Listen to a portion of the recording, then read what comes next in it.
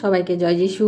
আমাদের মহান প্রেমময় পিতা প্রভু যীশু খ্রিস্টের নামে আমি সবাইকে স্বাগত জানাই। আসুন আমরা ঈশ্বরকে ধন্যবাদ করি এবং তার বাক্য পাঠে যাই। গতকাল আমি ওই ক্রুশের উপর থেকে যে 7টি বাণী, তার প্রথম বাণী আমি বলেছিলাম, আর আজকে আমি দ্বিতীয় বাণীটি বলবো। আমরা তার জন্য লূক লিখিত সুসমাচার তার 23 অধ্যায় 39 থেকে 43 পদ আমি পাঠ করব। আর যে দুই দুষ্কর্মকারীকে ক্রুশে টাঙানো গিয়াছিল, তাহাদের মধ্যে একজন তাহাকে নিন্দা করিয়া বলিতে লাগিল, তুমি নাকি সেই খ্রিস্ট, আপনাকে ও আমাদিগকে রক্ষা করো। কিন্তু অন্যজন উত্তর দিয়া তাহাকে অনুযোগ করিয়া কহিল, তুমি কি ঈশ্বরকেও ভয় করো না? তুমি তো একই দণ্ড পাইতেছ, আর আমরা ন্যায়সঙ্গত দণ্ড পাইতেছি।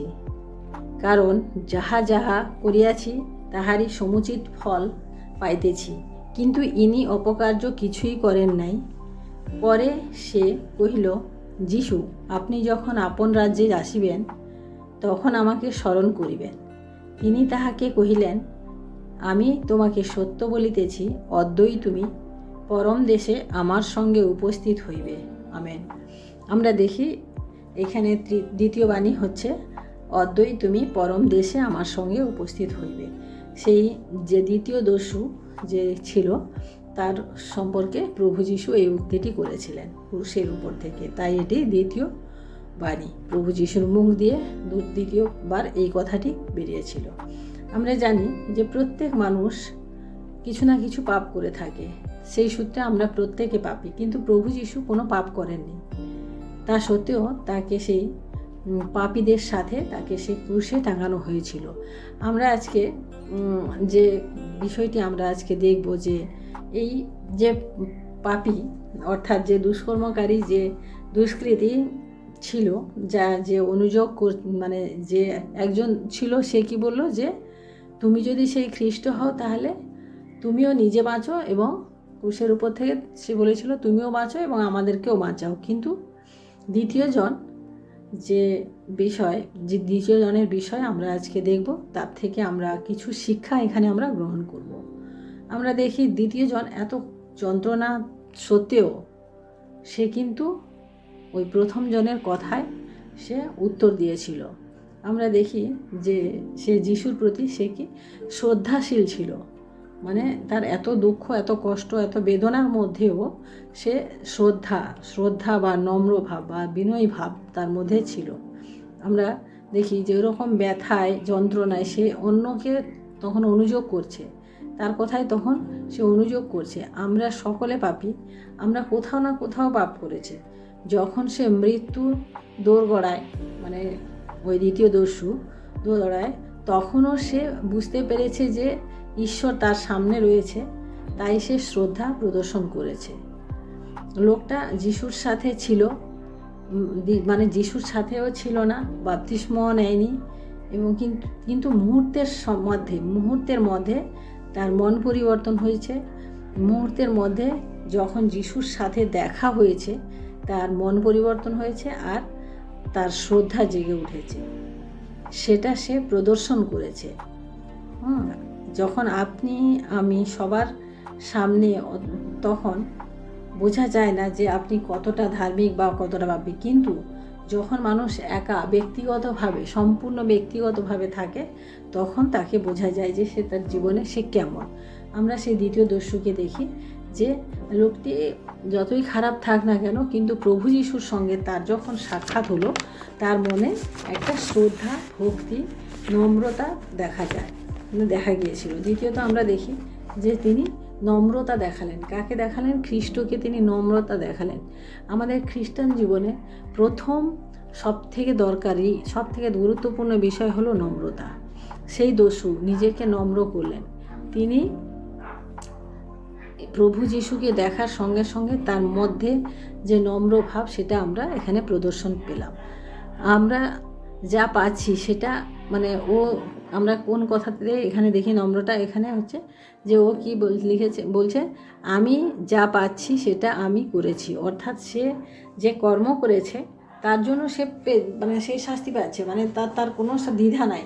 সে একেবারে সুন্দরভাবে সেটাকে সে মেনে নিচ্ছে।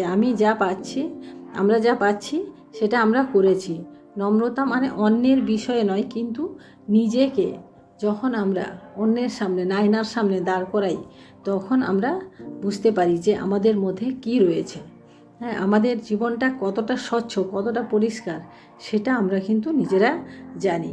অনেক সময় আমরা চিন্তা করি আমার জীবনে কিছু ভালো হোক বা হোক, তারপর যিশুকে গ্রহণ করব। কিন্তু যে মানুষটি, যে লোক, মানে যে দস্যুটি যখন প্রভু যিশুর সঙ্গে দেখা হলো, তখন তার মধ্যে সেই নম্রভাব চলে আসলো, সে প্রভুকে গ্রহণ করলো। আমরা আরেকটি বিষয় জানি না, যে আমরা যখন ঈশ্বরকে কাছে পাই, আমরা কিন্তু পরোয়া করি না, ও ঠিক আছে, ঈশ্বর তো আমার সাথেই আছে। কিন্তু ঈশ্বর চান যে আমরা যেন তাকে ধরে রাখি। আমরা যদি বাইবেলের উদাহরণে দেখি যে মসিকে যখন বলা হলো তুমি যাও, ইসরায়েল জাতিকে তুমি সেখান থেকে বের করে নিয়ে আসো, ফরৌনের রাজ্য থেকে বের করে নিয়ে আসো, তখন মসি কি বললেন, আমি একা যাব না, তুমি যদি আমার সঙ্গে যাও তাহলে আমি যাব। এরকম বিষয়ে যে আমরা ঈশ্বরকে সবসময় আমাদেরকে ধরে আছি। যেরকম ওই দস্যুটি, সে কাছে পেয়ে সে একেবারে সম্পূর্ণরূপে তার সাথে সে হলো। এই দস্যু বলেছে এটা আমার প্রাপ্য ছিল তাই পেয়েছি, সেটা সে নম্রতা দেখিয়েছে।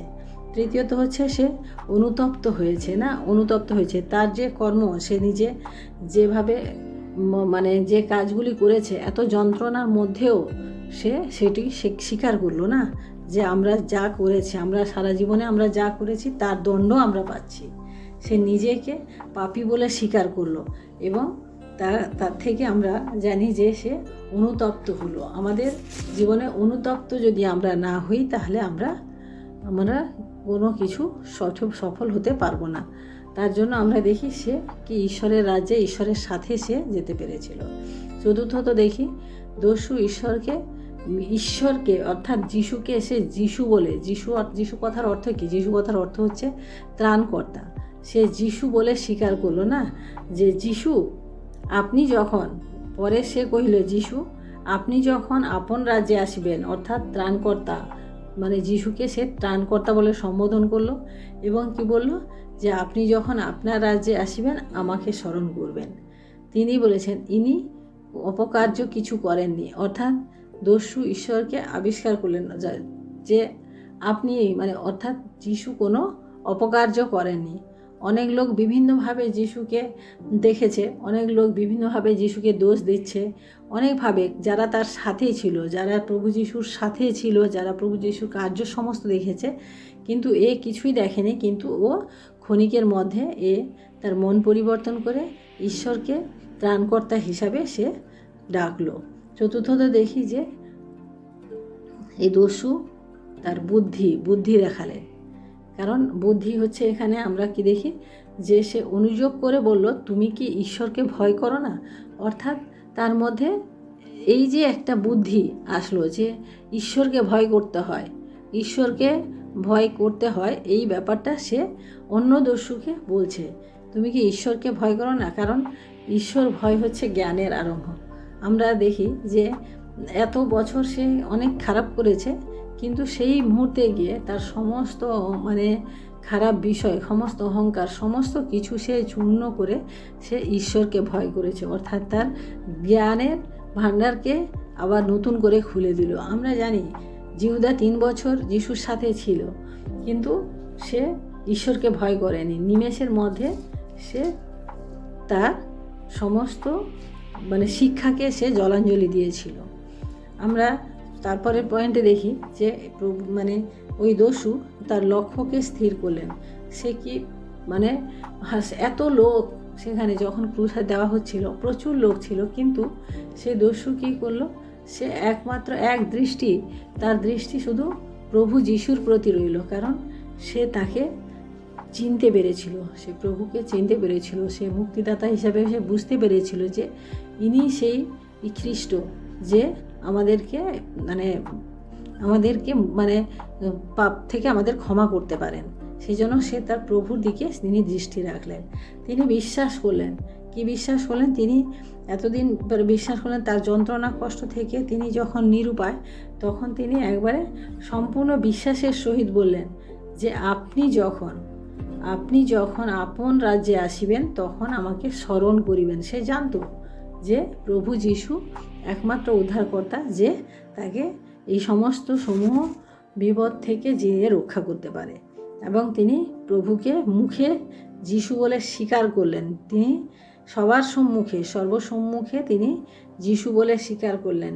পিতরকে দেখি যে প্রভু যীশুর সাথে ছিল, যে প্রভু যীশুকে এটা বলেছিল যে যদি কোনো দস্যু বা শত্রু আসে তাহলে তাকে আমাকে সামনা করতে হবে, তারপরে আপনার কাছে আসবে। কিন্তু সেই পিতর প্রভু যীশুকে যখন ধরে নিয়ে গেল, সেই পিতর তাকে তিনবার অস্বীকার করলো। আর আমরা জিহুদাকে কি দেখি, যে সে এমনই অস্বীকার করেছিল প্রভুকে, এমনইভাবে প্রভুকে করেছিল যে সে নিজে গলায় দড়ি দিয়ে মারা গেল।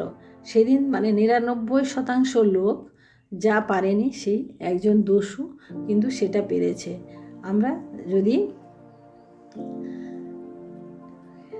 বাইবেলে বলে কি, যে তুমি যদি আমাকে মুখে স্বীকার করো এবং প্রভু বলে তুমি মুখে আমাকে স্বীকার করো, তাহলে আমিও স্বর্গে তোমাকে সবার সম্মুখে তোমাকে আমি স্বীকার করব। অর্থাৎ আমরা প্রভুকে স্বীকার করি। আমরা অনেক সময় খ্রিস্টে জীবনযাপন করছি, সবই ঠিক আছে, কিন্তু লোকের সামনে আমরা স্বীকার করতে ভয় পাই। কিন্তু এই দস্যু কী করলো, সে স্বীকার করলো, তিনি প্রার্থনা করলেন, তাই না? আমরা দেখি যে প্রার্থনা কি নিবেদন করলেন, আপনি যখন আপন রাজ্যে আসিবেন তখন আমাকে স্মরণ করিবেন। আমাদের কি প্রয়োজন হয় আমরা ঈশ্বরের কাছে জানাই না, সেরকম এই দস্যুও সে প্রভুর কাছে প্রার্থনা নিবেদন করলো যে আপনি যখন আপনার রাজ্যে আসবেন আমাকে স্মরণ করবেন। আমরা এখানে দেখি যে তিনি ঈশ্বরকে চিনতে পেরেছেন, তিনি জানতে পেরেছিলেন, তাই সে প্রার্থনা করেছিলেন। আমরা মসিকেও দেখি না, ঈশ্বরের কাছে কি প্রার্থনা করেছিল, যে আমি কথা বলতে পারি না, আমি কিছুই জানি না, আমি কি বলবো, কি করে যাব, কিন্তু সে কি প্রার্থনা করেছিল, যে প্রভুর কাছে, যে আপনি যদি আমার সাথে যান তাহলে আমি যাব। তার সেটা ঈশ্বরের কাছে নিবেদন ছিল। আমরা শেষমেশ দেখি যে তিনি সমর্পণ করলেন। কি বলছে সে, যে আমাকে শুধু স্মরণ করুন। সে কিন্তু সঙ্গে নিয়ে যেতে বলেনি, সে কিন্তু ক্রুশ থেকে নামিয়ে দিতে বলেনি, সে কিন্তু কি বলেছে, যে আমাকে জাস্ট স্মরণ করুন। হ্যাঁ, আপনি যখন যাবেন আপনার রাজ্যে আমাকে শুধু স্মরণ করবেন। অর্থাৎ সেই দস্যু সেই ক্ষণিকের মধ্যে তার জীবনে এতগুলি আমরা পরিবর্তন আমরা দেখতে পেয়েছিলাম। সে কী প্রথমত হচ্ছে, আমি আবার একবার পয়েন্টগুলো বলে নিই। প্রথমত হচ্ছে যে তিনি শ্রদ্ধা করলেন প্রভুকে, নম্রতা দেখালেন, তিনি অনুতপ্ত হলেন, তার কাজের জন্য তিনি অনুতপ্ত হলেন। আমরা দেখি তারপরে তিনি ঈশ্বরকে আবিষ্কার করলেন, না ঈশ্বরকে ঈশ্বর বলে দেখলেন, তার মধ্যে জ্ঞানের আরম্ভ হলো। তিনি ঈশ্বর ভয় হচ্ছে আমাদের কি জ্ঞানের আরম্ভ। তার লক্ষ্য তিনি প্রভুর দিকে স্থির রাখলেন এবং তিনি বিশ্বাস করলেন। আর পরে দেখি আমরা কি দেখি, তিনি মুখেও স্বীকার করলেন যে প্রভুকে যীশু বলে তিনি সম্বোধন করলেন। আর তিনি প্রার্থনা করলেন কি, যে আপনি যখন আপনার রাজ্যে আসবেন আমাকে স্মরণ করবেন। এবং শেষমেশ তিনি নিজেকে সমর্পণ করলেন, যে শুধু স্মরণ করুন। আমরা তাই দেখি যে দ্বিতীয় যে বাণীটি প্রভু যীশু বলেছিলেন, সেই দস্যুর জীবন থেকে আমাদেরও কিছু শিক্ষা নেওয়া দরকার আছে। আমরাও যেন এইভাবে আমরা ঈশ্বরকে আমাদের সম্মুখে যখন আমরা ঈশ্বরকে পাচ্ছি, আমরা যেন ঈশ্বরকে অবহেলা না করি। আমরা যারা প্রভুকে ত্রাণকর্তা হিসাবে গ্রহণ করেছি, আমরা সেই ত্রাণকর্তাকে যেন ধরে রাখি। তার কাছে সমস্ত কিছুই সম্ভব, তার কাছে এমন কোনো কিছু নেই যে আমরা পেতে পারি না। তাই আসুন আজকে আমরা একচিত্ত একনিষ্ঠ হয়ে আমাদের সেই মহান পিতাকে আমাদের জীবন সমর্পণ করি এবং আমরা তার কাছে আমরা আশীর্বাদিত থাকি। Hallelujah, hallelujah, hallelujah. মহান প্রেমময় পিতা, তোমার মহান আমি ধন্যবাদ প্রশংসা করি প্রভু। আজকের এই সুন্দর দিনে আরেকটিবার প্রভু তোমার সেই সুন্দর বাক্য পাঠ করতে পারলাম, তাই তোমায় ধন্যবাদ করি প্রভু। তুমি দয়া করেছো, আশীর্বাদ করেছো প্রভু। তোমার এই ক্রুশারোপণের মাসে প্রভু তুমি আমাদের প্রত্যেক সন্তানকে প্রভু, প্রত্যেক খ্রিস্টীয় সন্তানদেরকে প্রভু তুমি তাদের আত্মিক চোখকে খুলে দাও প্রভু, যেন প্রত্যেকে প্রভু তোমার সেই রাজ্যে যাওয়ার জন্য প্রস্তুত হয় প্রভু। কারণ সেই দস্যু যেভাবে তোমার কাছে ক্ষণিকের মধ্যে তার জীবন পরিবর্তন করেছিল, সেইভাবে যেন আমরাও পরিবর্তন করি প্রভু। আমরা আজকে দীর্ঘদিন ধরে হয়তো প্রভু তোমাকে জানি, কিন্তু আমাদের মন এখনও হয়তো পরিবর্তন হয়নি প্রভু। আমি চাই প্রভু এই গুড ফ্রাইডেতে প্রত্যেকে তার নিজেদের পাপ স্বীকার করুক এবং নিজেদের জীবনকে তোমার কাছে সমর্পণ করুক।